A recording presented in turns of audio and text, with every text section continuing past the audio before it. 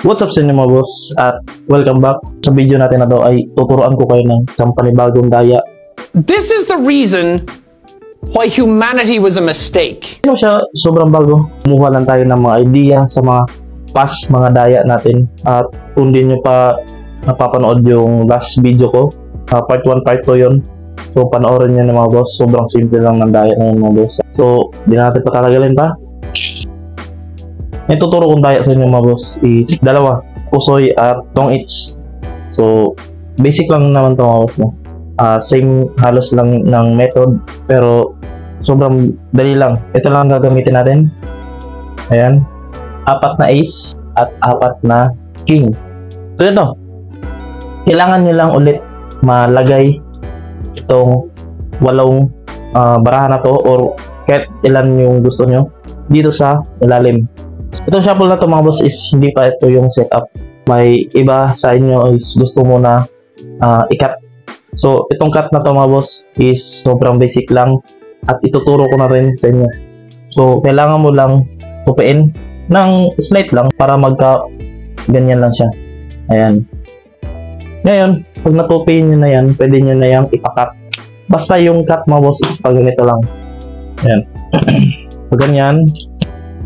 Ganyan. Ngayon, pag nakat na yan is kukunin mo lang dito sa kung nakikita nyo may ayan, kukunin nyo lang dyan at ayan, makukuha nyo na ulit yung setup. Kayo na bahala kung ilang cut at ito, shuffle naman mga boss, no? So, mas maganda yung overhand shuffle mga boss. Convince na balasa talaga yung baraha. So, ang gagawin mo since yung setup natin is nasa ilalim, ganito yung shuffle na gagawin mo. Kukuha ka ng medyo marami, ayan, na baraha, ayan. Kukuha ka ulit ng medyo marami ulit, so ganyan. Tapos ganun ulit, medyo marami.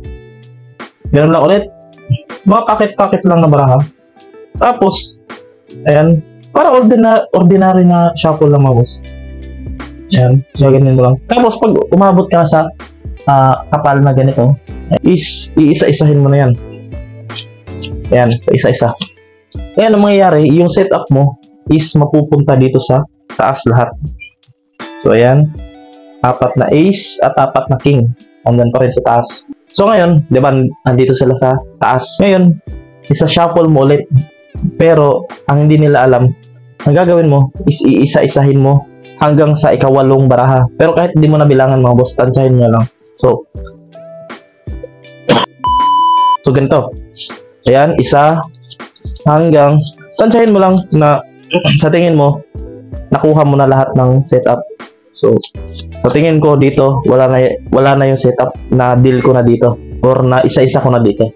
So ngayon, gagawin mo na dito is packet-packet ulit. O ganyan. Ayan. Ngayon, ito na. Yung pangatlong balasa. Yung balasa na may setup. Naturo ko na pala ito mga boss sa mga video ko nung dati pa. Ayan. Ipapakita ko mo sa inyo bago ko ituro. Ganito. 1, 2, 3, 4, 5, 6, 7, 8, 9. Tapos ganyan lang. Ngayon, na-set up ko na yan. So, may tig-3 pagitan na yan. So, ngayon, i-deal na natin. So, ito na. Ang gagawin mo lang na deal is pag ito. Ayan. Kung nagtatanong kayo kung saan mapupunta yung baraha is wait lang. Papakita sa inyo kung saan mapupunta yung baraha.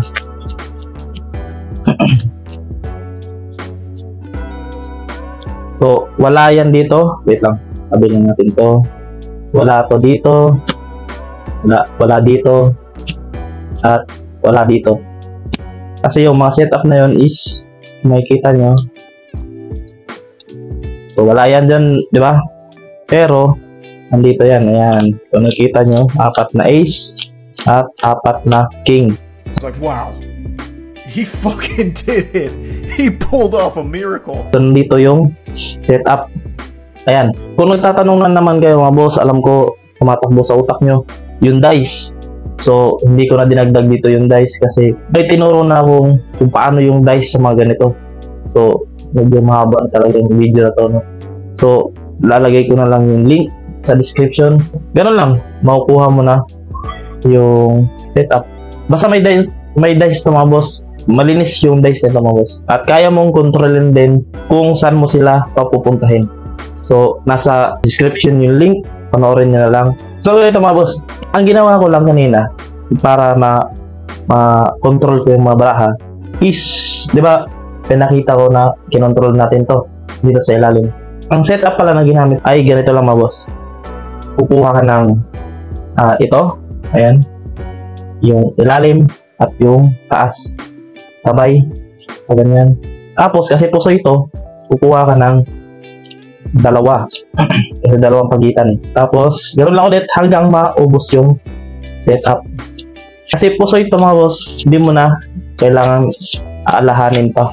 Dito wala na yun. Ginaganon ko lang. Ayan, dahan-dahan ko lang. Basta, ganoon lang. At, ayan, may setup na yan. Makukontrol mo na sila. Kung saan mo sila, makukontrol. So, try natin. Try lang natin mga boss, no? So, kukuha ulit natin.